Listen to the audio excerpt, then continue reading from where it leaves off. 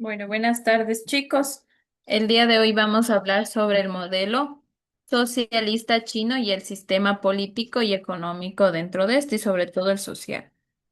Bueno, cuando hablamos de modelo socialista chino, nos referimos a lo que se fue desarrollando en China desde el año 1949, bajo el liderazgo del Partido Comunista Chino, que era el único porque combinaba con elementos del socialismo, sobre todo con mecanismos de mercado. Y sobre todo, a continuación vamos a tener una explicación ordenada y sobre todo cronológica, ¿no? Bueno, en el origen de lo que es el modelo socialista chino, tenemos en el año 1949 a 1957, que fue donde Mao Zedong proclamó la República Popular China tras ganar la Guerra Mundial, ¿no? Contra los nacionalistas. Sobre todo esto vamos a hablar sobre cómo hubo la inspiración en el modelo soviético y también la nacionalización de industrias, ¿no? Y sobre todo se fue dando lo de la reforma agraria y tierras de terratenientes y pasaron a campesinos. Sobre todo la eliminación del capitalismo privado, ¿no? Entonces, la economía fue planificada por el Estado y tenía como objetivo construir una sociedad socialista basada en lo que es la igualdad económica. Dentro de esto vamos a ver la etapa, bueno, como ya mencioné, las principales características ¿no? Las principales características fueron eso, ya, vamos a ver de la dualidad del modelo, ¿no? Entonces, durante lo que fue el liderazgo de Mao Zedong, aplicó las políticas muy radicales, ¿no? Sobre todo es el gran salto adelante de 1958 a 1962, ¿no? Ya que ellos intentaron que industrializarse rápidamente al país, ¿no? Y sobre todo, ¿qué tenían ellos? Ellos tenían comunas agrícolas, colectivas, sobre todo en qué, en la producción obligatoria de lo que era el acero en las zonas rurales, ¿no? Y tenían dentro de esta la eliminación de propiedad privada. Como resultado, esto dio una crisis económica muy grave, gran hambruna y sobre todo los millones de muertos, ¿no? Es ahí donde comienzan ellos a ver la necesidad de comer todo lo que se movía en ese entonces. Entonces, en la Revolución Cultural de 1966 a 1976, la campaña política para reformar el comunismo y eliminar lo que es las influencias burguesas, se hizo persecuciones intelectuales, sobre todo también cierre de universidades y caos políticos y sociales dentro de esto. Como una de las consecuencias que tuvo este es que el país se estancó económicamente y sobre todo educativamente. Entonces, dentro de la reforma y la apertura que se da en el año de 1978 y 1990, tras la muerte de Mao, que Deng Xiaoping impulsó lo que es las reformas profundas, ¿no? Y sobre todo, ¿qué nos permitió esto? La propiedad privada y sobre todo limitado, ¿no? Y se crearon zonas económicas especiales. ¿Para qué? Para la inversión extranjera y sobre todo la agricultura parcialmente privatizada. Y se introdujo en el mercado como mecanismo económico. ¿Ya? El socialismo como tal, con las características chinas de 1990 al 2010, lo que pasa aquí es que China adopta oficialmente este concepto para poder describir lo que es su sistema. Las principales características que tenía dentro de este era que era un partido comunista, era un partido comunista, sobre todo, ¿qué más era? Tenía un sector privado también y dinámico y sobre todo tenía una apertura al comercio mundial. Y como resultado dio que el crecimiento acelerado y sobre todo la reducción masiva de lo que es la pobreza y China sí se fue volviendo una potencia mundial, ¿no? Bueno, en la etapa contemporánea como tal, en 2012, en la actualidad, bajó en lo que es el liderazgo de Xi Jinping, que fue el modelo de evolución hacia un sistema más centralizado, que era prácticamente que tener mayor control estatal sobre las empresas tecnológicas y sobre todo una fuerte nacionalismo, ¿no? Y sobre todo una supervisión digital y tecnológica de la sociedad. Es así que la promoción de lo que es la prosperidad común para reducir lo que era la desigualdad. Bueno, dentro de esto ellos buscaban mucho lo que es el equilibrio, ¿no? Entre el crecimiento tanto político como económico y sobre todo querían tener el control estatal, ¿no? Entonces, las características principales de lo que es el modelo chino, socialista chino, es que las políticas era partido único, ¿no? Y sin democracia multipartidista, es decir, no había, solo existía, creo, una. Entonces, dentro de lo que es la económicas, los mercados fueron controlados por el Estado y sobre todo ellos planificaban hacían la planificación estatal estratégica y sobre todo la reducción de la pobreza. Ellos planificaban sobre la reducción de la pobreza y también tenían un control social alto, ¿no? Y tenían lo que es la prioridad a la estabilidad sobre libertades individuales. Bueno, ¿por qué esto es diferente de otros socialismos? ¿Por qué? Porque el modelo se diferenció mucho dentro de lo que es el socialismo. ¿Por qué? Vamos a poner un ejemplo. El modelo socialista clásico es sin mercado. En cambio, el modelo chino tenía un mercado regulado. Y sobre todo cuando hablamos de socialismo clásico, este tenía lo que es un estado controlado. En cambio, en el modelo chino, el estado sumaba más lo que es las empresas privadas, ¿no? Entonces, por ello se llama socialismo híbrido o socialismo de mercado. Sobre todo las ventajas que tenía este socialismo es que rápido fue creciendo económicamente y sobre todo desarrolló tecnológicamente varias cosas y así se fue reduciendo lo que es la historia de la pobreza. Algunas críticas que hay existen hasta el día de hoy es que existía mucho lo que es la falta de libertades políticas, ¿no? Y sobre todo la desigualdad regional y la vigilancia estatal. La importancia económica que tiene es que es un modelo socialista chino y sobre todo importa, ¿por qué? Porque nos demostró que es un país comunista que se puede usar, que puede usar el capitalismo sin abandonar el control político y sobre todo, ¿qué hizo? Cambió el equilibrio mundial de poder, ¿no? Y sobre todo influyó en otros países en lo que es el desarrollo.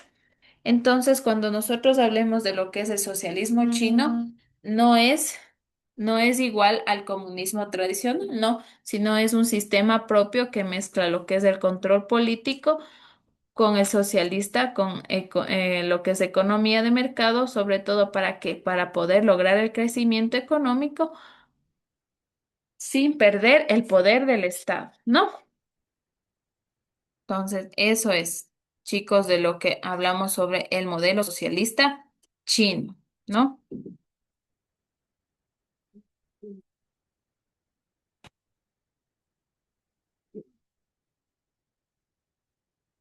Ya hablamos sobre esto, sobre la actualidad. Ya. También vamos a ver dentro de esto lo que es las reformas estructurales que tuvieron ellos, ¿no?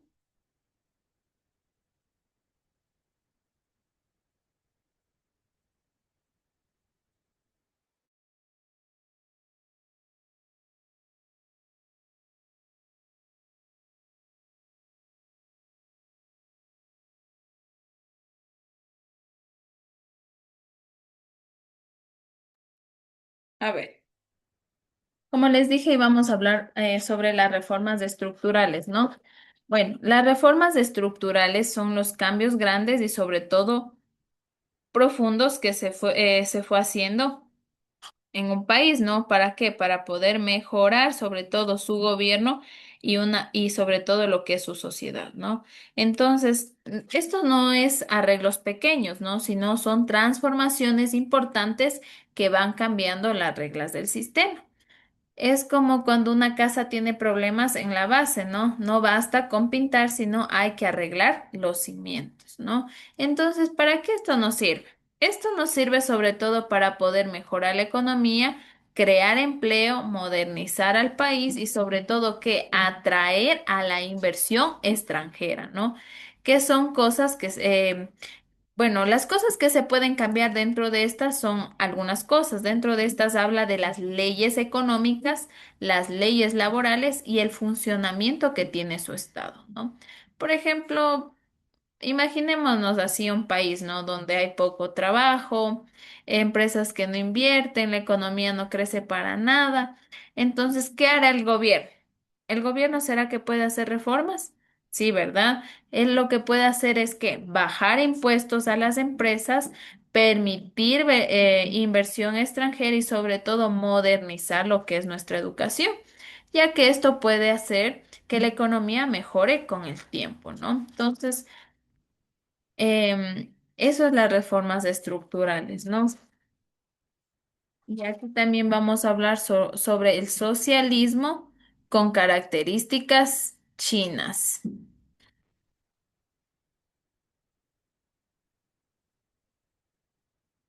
Bueno, como íbamos mencionando lo que es dentro de China, el modelo político y económico era una forma de socialismo, ¿no? Adaptada a lo que es a su realidad y sobre todo a la cultura o historia. ¿Y esto qué significaba? Pues que no seguía lo que es el socialismo clásico al pie de la letra, no, sino que lo mezclaban con elementos del capitalismo y del mercado, ¿no? Entonces, así como una idea más rápida, era un sistema donde el Partido Comunista controla el poder político, ¿no? Pero la economía que permite lo que es las privadas y sobre todo el mercado. Dentro de esto también vamos a hablar el origen de lo que es el concepto, ¿no? Dentro de lo que es el término fue creado por Deng Xiaoping en los años 80, ¿no? Después de la muerte de Mao Zedong. Deng, ¿qué pensaba? Pues bueno, él decía que para él el socialismo funcione primero, el país debe ser rico, sobre todo que esto permitió reformas económicas sin abandonar lo que es el control político y sobre todo tenía características principales que una de esas era el partido único, que era solo un gobierno, lo que era el Partido Comunista, ¿no? No hay competencia, no existía lo que es la competencia en ese entonces, ¿no? Entonces también el mercado controlaba las funciones del Estado en las cuales decidía qué sectores se va a desarrollar, cuánto nosotros vamos a invertir, qué industrias nosotros podremos priorizar, ¿no? Entonces, el resultado que nos dio esto o el sistema que arrojó es que el crecimiento económico era muy rápido y sobre todo tenía reducción de pobreza masiva y así pudo convertirse en potencia mundial, ¿no? Vamos a hacer, bueno, saquen una hojita, esfero azul y rojo y vamos a hacer una actividad en clase. Entonces, vamos primero lo que vamos a hacer es vamos a responder unas preguntas. Les voy dictando, ¿ya? Me avisan cuando ya tengan toda la mano para empezar con el dictado.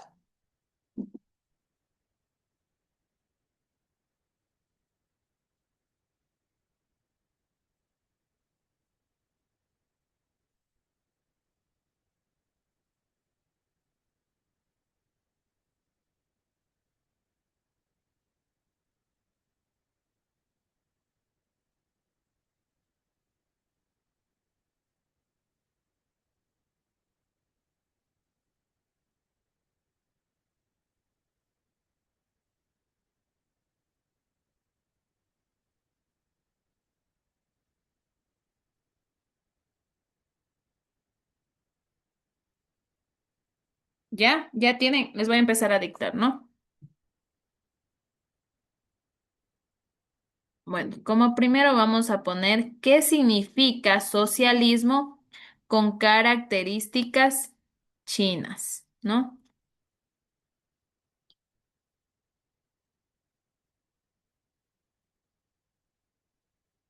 Vamos a poner qué significa socialismo con características chinas.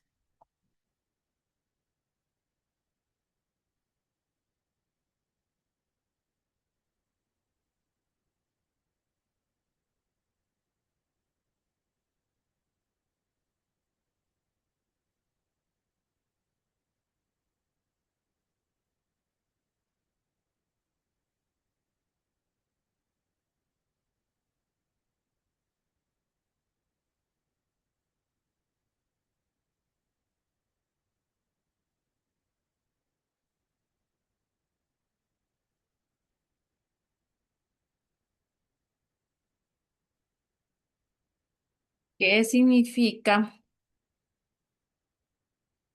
¿Qué significa socialismo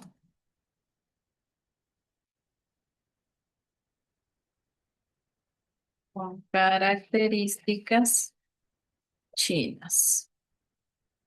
¿No? Segunda pregunta. Y no se olviden de subir, por favor, las tareas. Se les manda hoy, tienen el chance de hacer la tarea y subirlo.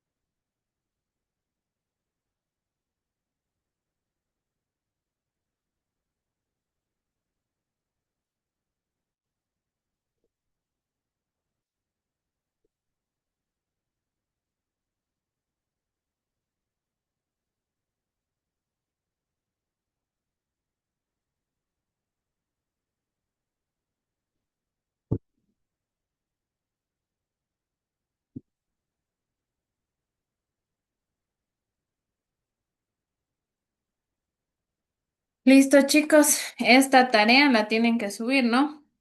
Y ahorita ya voy a habilitar, ya voy a guardar y voy a habilitar.